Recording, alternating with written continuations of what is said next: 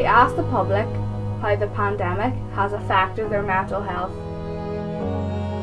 I really think it's a very important topic, and I've suffered with poor mental health over lockdown, but I do not know how people have coped who have had depression and stuff over lockdown. I've just had anxiety.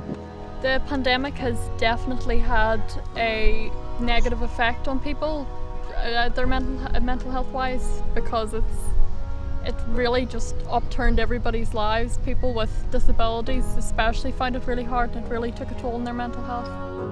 I think the first lockdown really affected my mental health because I couldn't go out to my club, I couldn't train. Really, I was just restricted to the farm, and at that point there wasn't much farming going on, so I got kind of just bored and fed up in the house. With living on my own, I find COVID very difficult to deal with. I think it's being lonely and isolated, and there's nothing on to go to. I come down here in most days and sit, but then sometimes weather permitting, like last week, it wasn't possible. So I just found it difficult enough. I spend times on the telephone watching TV, but that gets monotonous too.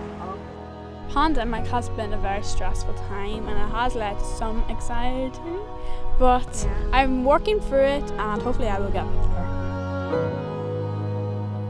There will be many people still suffering with anxiety, depression and poor mental health issues, but we've built up the tools and the resilience to know maybe where to go if we need help or speak, so therefore you could discuss problems and talk things through. Of course there is support in schools, but I don't really feel like there is enough, especially with, you know, the scale of how long we've been alone and, you know, staring at a screen for school. That's our education. So from schools, the youth, it needs to be a part of the curriculum. It needs to be seen throughout the whole school environment. We have to create conversations, and nobody should be, frowned upon for saying that they feel mentally unwell.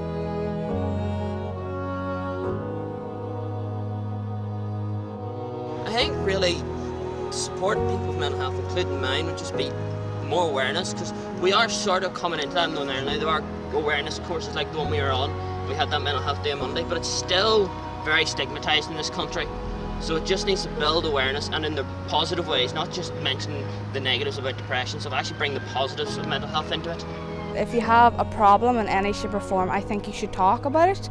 Even if it could sound like the silliest thing, as soon as it's out, it's the best feeling in the world.